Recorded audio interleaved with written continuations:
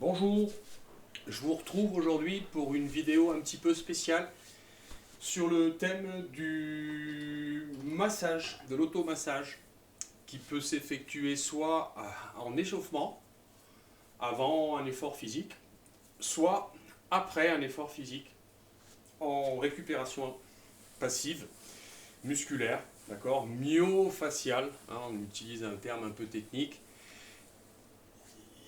Voilà. Quel est l'intérêt donc du foam rolling? On va l'aborder un petit peu. Lorsque nous parlons aujourd'hui d'entraînement des fascias, la plupart pensent au foam rolling, l'automassage avec un rouleau ou une balle de massage. Voilà, une balle, rouleau. Il en existe différentes formes pour aller travailler à différents endroits. Vous en avez avec des formes plus ou moins agressives. Voilà. Toujours avec des petits picots, plus ou moins durs, molles. Et puis le rouleau, celui qu'on utilise le plus souvent, le plus classique. Voilà, le rouleau.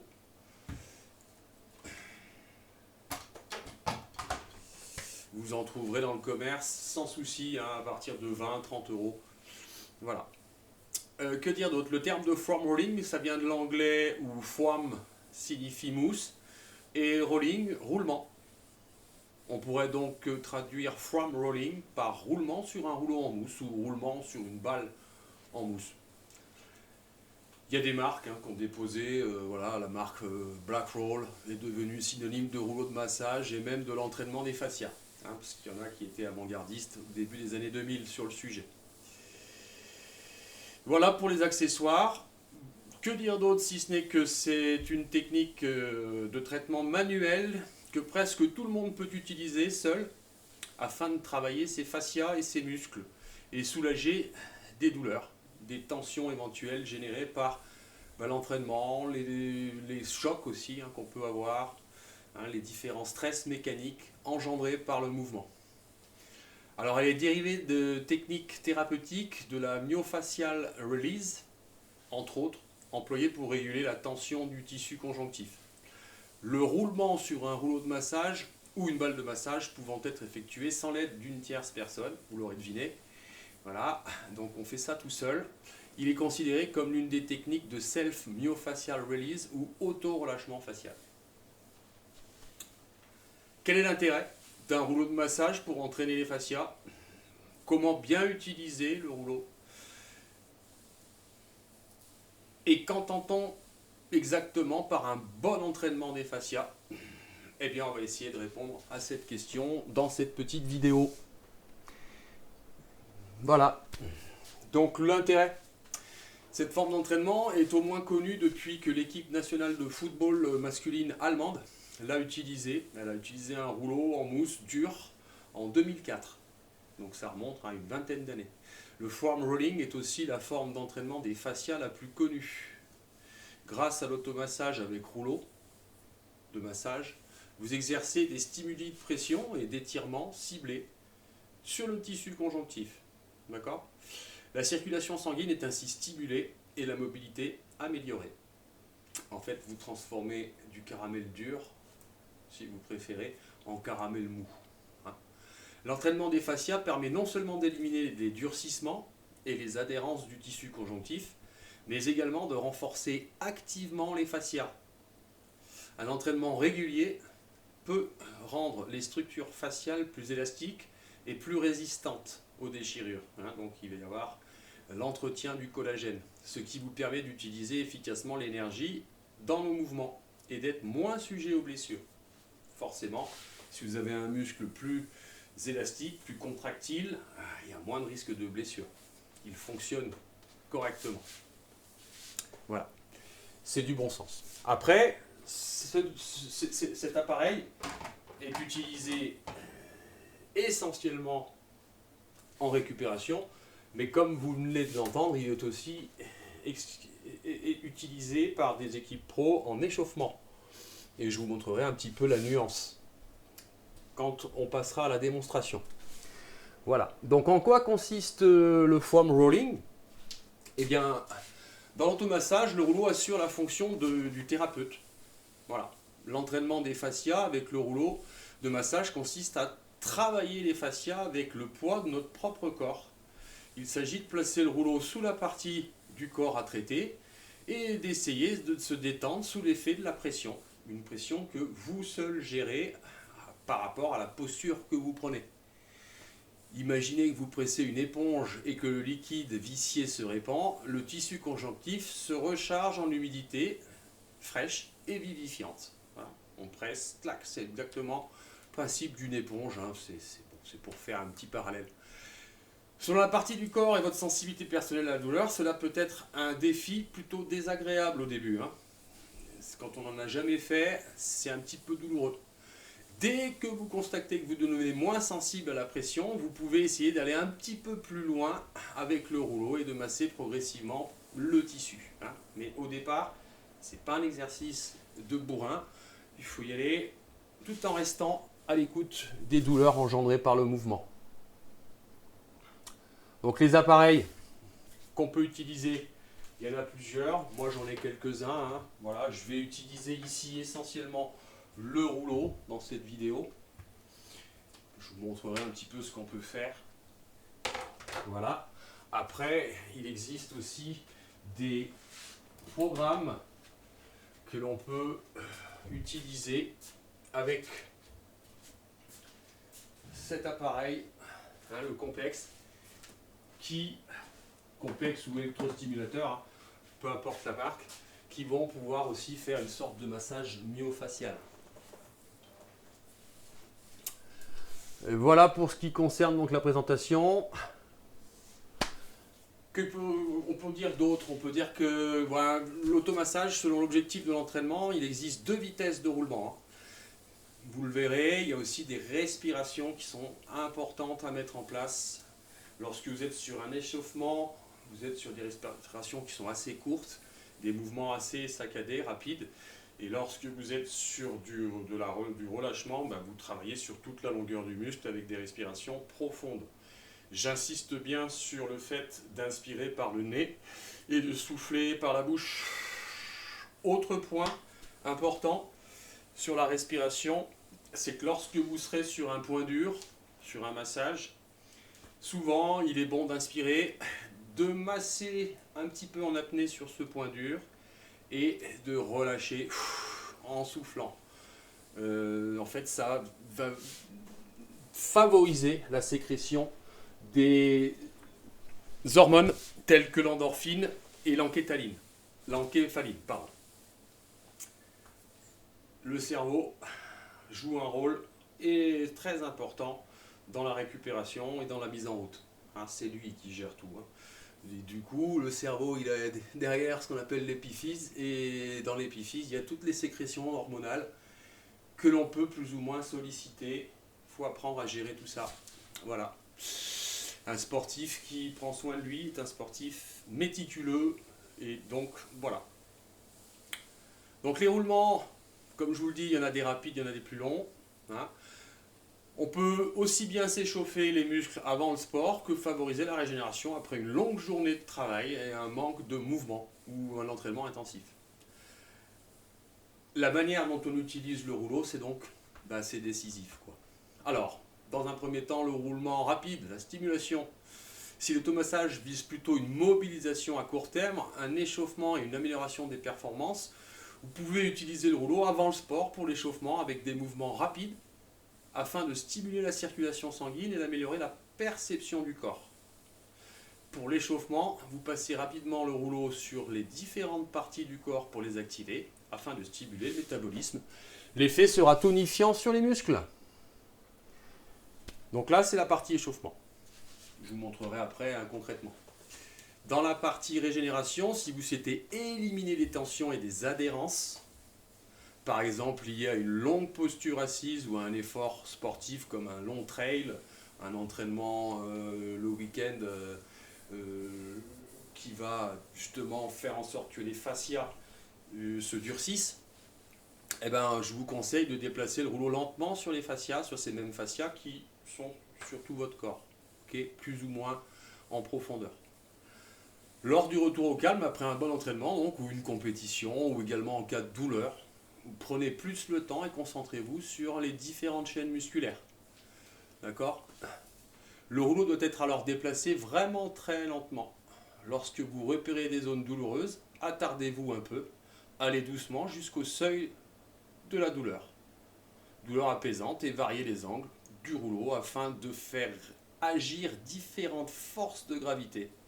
L'effet, vos muscles deviennent plus efficaces. Vous évitez les douleurs musculaires. On va faire, vous allez voir, du roulement et puis on va aussi faire ce qu'on appelle de la cross-fiction, où là on ne fait plus rouler le rouleau, c'est nous qui roulons latéralement de façon transversale bien souvent sur le rouleau lorsqu'on a un point dur sur une zone. Je vous montrerai à l'usage. Donc les différentes techniques de massage, vous avez le massage longitudinal, hein, qui est un massage de loin la plus fréquemment employé pour l'entraînement des fascias. On va sur la longueur, dans le sens des fibres, des muscles. Il s'agit du mouvement de va-et-vient classique le long du parti du corps, par exemple la cuisse. Cette technique de base convient particulièrement bien pour l'échauffement ou la régénération, il n'y a pas de souci. Ensuite, on a la friction transversale, la cross-friction. Ça stimule le tissu conjonctif des fibres musculaires traversalement et à leur sens. On parle par exemple de friction transversale lorsque vous poussez votre mollet vers la gauche et vers la droite sur le rouleau de massage posé. Cette technique de foam rolling convient particulièrement bien pour les tissus déjà abîmés et douloureux, car elle améliore la circulation sanguine, dissout les adhérences et stimule le tissu conjonctif pour qu'il forme de nouvelles fibres longitudinales. On vient apporter du sang pour régénérer. On a ensuite le massage circulaire qui consiste à masser localement autour d'un point douloureux en effectuant des mouvements circulaires. Les balles de massage sont particulièrement bien adaptées à cette technique. La stimulation circulaire relance le métabolisme dans une zone spécifique. On pourrait très bien donc prendre une balle et se dire tiens, j'ai mal ici et je viens de façon circulaire masser en automassage. Ok. Ensuite, on a une autre technique qui est la pression détente. Cette technique de foam rolling se fixe sur un point douloureux ou trigger point, comme ils disent en Angleterre, et ça soulage la douleur. Il est important que les muscles soient complètement détendus lorsqu'on masse. Là par contre j'insisterai, je vous le montrerai dans l'action. Cela peut représenter un défi pour beaucoup car la perception du corps fait défaut. Il peut ici être utile de contracter le muscle pendant quelques secondes afin de pouvoir ensuite mieux le détendre. C'est des techniques de stretching qui permettent de se préparer au massage. Une respiration calme et profonde favorise le processus de détente aussi, toujours. On en revient à la respiration qui, elle, va solliciter le système parasympathique lorsque vous soufflez et favoriser la détente et la récupération. On a une autre technique qui est la technique de pression et torsion. Cette technique consiste, comme précédemment, à fixer un point douloureux par la pression. Le tissu conjonctif est en outre tordu dans les deux sens. Comme son nom l'indique, l'accessoire est parfaitement adapté à cette technique. On vient faire une pression et on vient se tordre dessus. Ensuite, on a la technique de la pression étirement. Donc, dans cette extension de la technique de compression, un point douloureux est fixé, tandis que l'on étire le muscle concerné. Donc, en fait, on masse en étirant. D'accord ? Il peut, par exemple, s'agir de placer la face antérieure de la cuisse, d'accord, sur un rouleau de massage, puis de fixer un point douloureux et de ramener le talon de la même jambe vers les fesses. Voilà, ça va étirer afin d'amener la cuisse en étirement. D'accord ? Je vous montrerai un peu. Souvent, de toute façon, si vous commencez à utiliser ces outils, faites confiance à votre instinct, vous allez vite voir qu'instinctivement, vous allez vous diriger vers des massages qui vous font du bien et d'autres pas. C'est instinctif. Voilà. Ensuite, on a donc la pression et mobilisation. Donc ici, un point douloureux est fixé. On a un mouvement produit dans une articulation proche du point douloureux. Si vous travaillez par exemple votre mollet, Vous pouvez le mobiliser en dessinant des cercles avec la cheville et on effectue ainsi un massage tridimensionnel du tissu conjonctif autour du point sensible. Autre technique donc. On a aussi en fait pour finir la pression et vibration. Cette technique combine deux approches dont les découvertes ont plus de 1000 ans d'existence, d'accord, et d'écart. La détente par la pression et la stimulation du métabolisme par la vibration. Vous pouvez, pour utiliser cela, par exemple, un rouleau de massage vibrant. Ça existe. Hein, à la fois on masse et à la fois ça vibre. Voilà. J'en ai pas personnellement, mais ça existe, il faut le savoir. Grâce au mécanisme de vibration, le métabolisme et la circulation sanguine sont fortement stimulés, tandis que la douleur est atténuée. Ceci est extrêmement utile dans la thérapie des troubles aigus et chroniques. La stimulation atteint le tissu en profondeur et fait l'effet d'une douche apaisante sur les récepteurs d'étirement de tissu des fascias. La perception du corps est améliorée et on a l'impression de revivre. Hein. Tout ça, c'est pas d'ailleurs qu'une impression, c'est que ça favorise la résilience cellulaire. Voilà.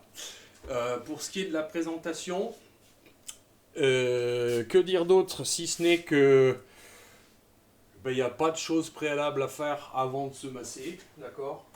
Si ce n'est que de travailler sur tapis, c'est quand même plus agréable. Et je vais donc travailler pour pas que ce soit trop long à la vidéo, on va partir du bas du corps, on va remonter tout en haut et on va s'attarder à différents endroits où je vous montrerai les techniques que je vous ai énoncées en introduction.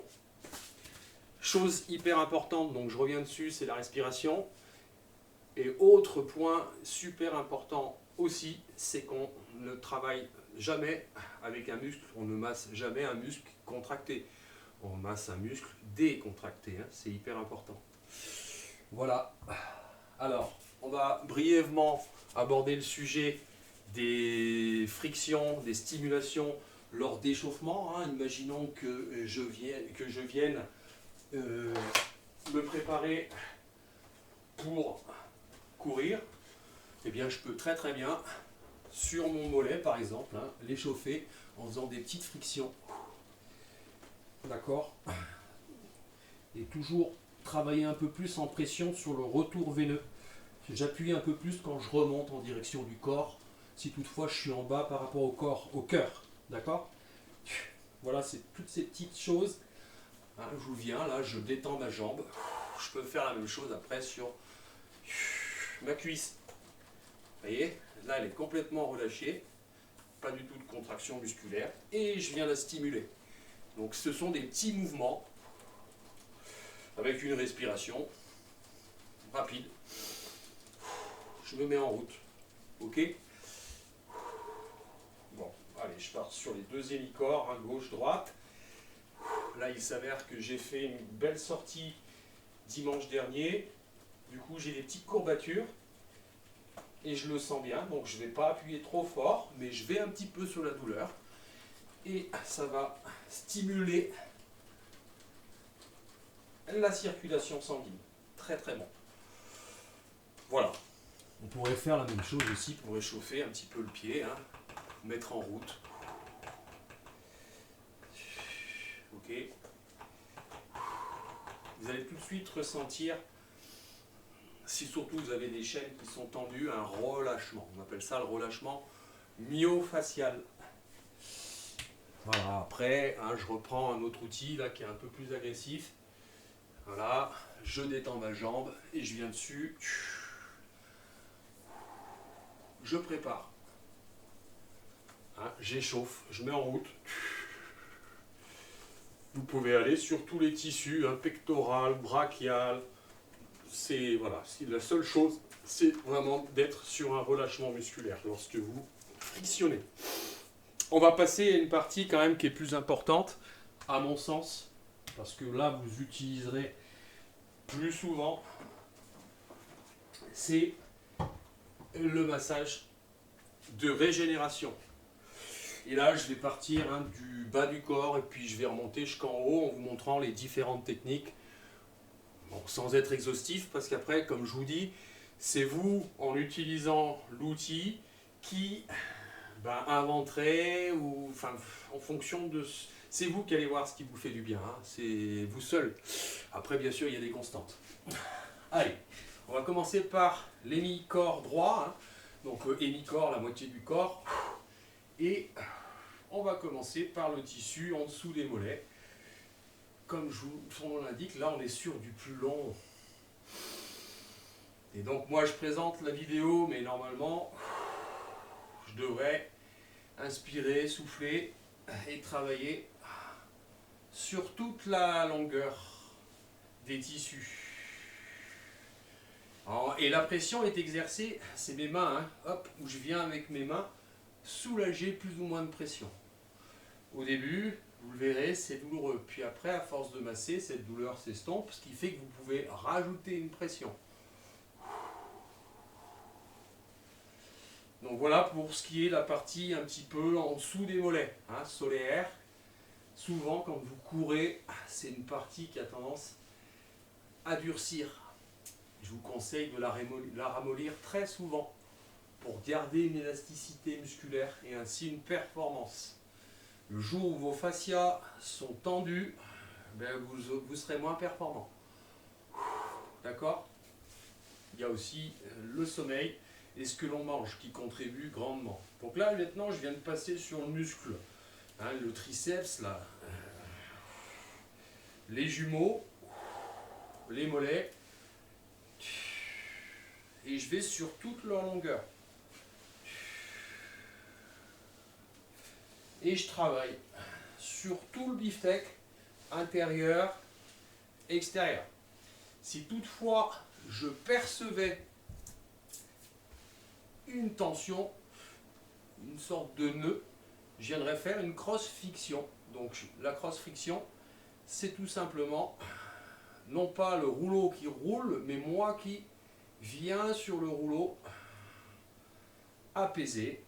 Et après, c'est à vous de voir si vous voulez faire des mouvements circulaires, des mouvements longitudinaux, là, dans la longueur, ou même sur la largeur.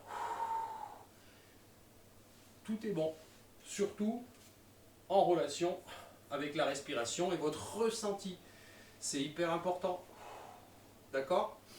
Allez, hein, je reste sur les mi-corps droit. Je suis parti donc du bas. J'aurais pu aller un peu plus bas, mais je finirai par les pieds, hein, à la fin. Et je remonte. Et là, j'arrive sur les bandelettes des ischios. Et je viens travailler toujours sur la longueur. Avec une respiration profonde.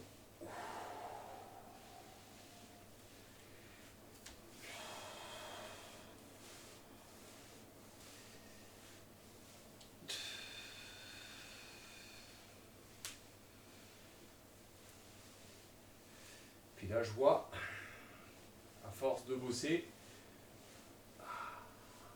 je vois les tensions, là, je la ressens. Donc, je viens de faire une cross-friction, où c'est moi là qui viens.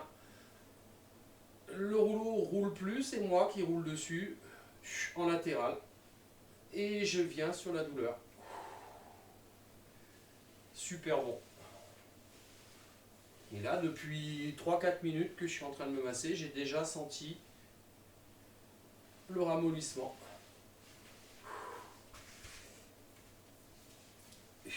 Allez, je vais un peu sur l'hémicorps gauche. Donc la moitié gauche, hein, c'est juste pour vous montrer que je remonte.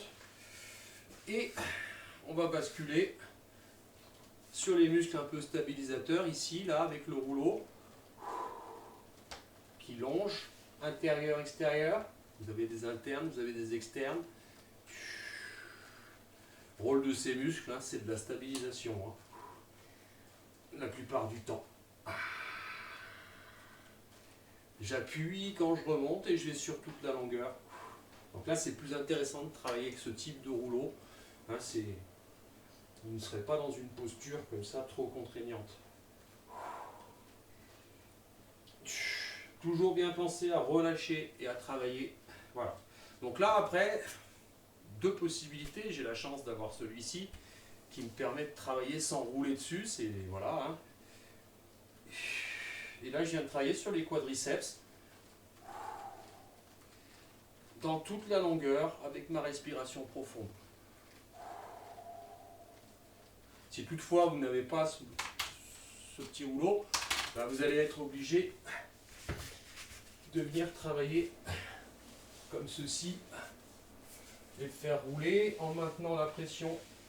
Puis après, vous pouvez venir sur le TFL et travailler sur toute sa longueur.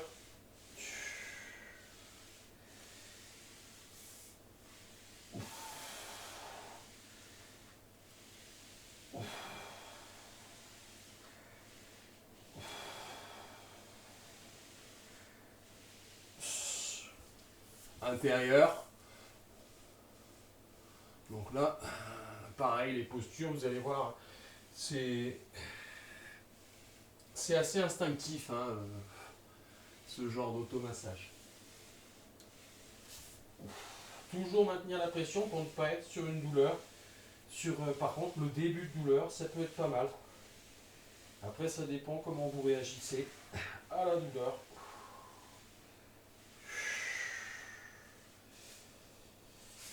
Donc voilà, on vient de travailler sur le bas du corps. Hein. On n'a pas tout à fait fini. On pourrait bosser un petit peu sur l'intérieur ici. Hein. D'accord ? On va passer au niveau des fessiers. Fessiers. On se met sur le côté. Et on vient de travailler. Souvent sur une zone qui mérite d'être amollie, surtout si vous courez. Très sollicité en course à pied. Moyen fessier étant un stabilisateur de hanche. Grand fessier, petit fessier, propulseur. Donc voilà, pareil, hein, si je sens une friction, ben je viens à gauche, droite. Là c'est le cas, ben ça va faire du bien. Et la même chose de l'autre côté. Hein, je reste sur l'hémicorps droit pour pas que la vidéo soit trop longue. Et après, vous pouvez travailler sur les lombaires.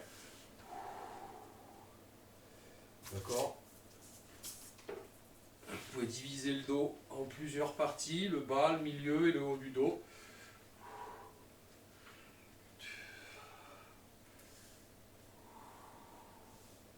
Ok. Le côté, c'est vous qui vous orientez. Tout ceci est très très instinctif. Hein. Après, on va venir sur les dorsaux, toujours bien relâcher et se faire rouler. Trouver une posture. Maintenir la pression. Bien souffler. Je le répéterai jamais assez. Puis après, on remonte. Hein. On remonte. Donc voilà. On peut venir un petit peu sur tout ce qui est cervical. Voilà, je ne peux pas m'attarder. Vous trouverez des vidéos sur les zones que vous souhaitez travailler. J'insiste moi surtout sur les différentes techniques. Échauffement, étirement, rassouplissement, régénération si vous préférez. Et je vous conseille de le faire dès que vous en ressentez le besoin. C'est plus efficace, si vous voulez, de travailler là-dessus que de faire des étirements passifs, même si il faut en faire aussi des étirements passifs. Pas trop, parce que ça a tendance un petit peu à fragiliser, à augmenter certains types de blessures. Mieux vaut, à mon sens, faire un massage myofascial que des étirements systématiques.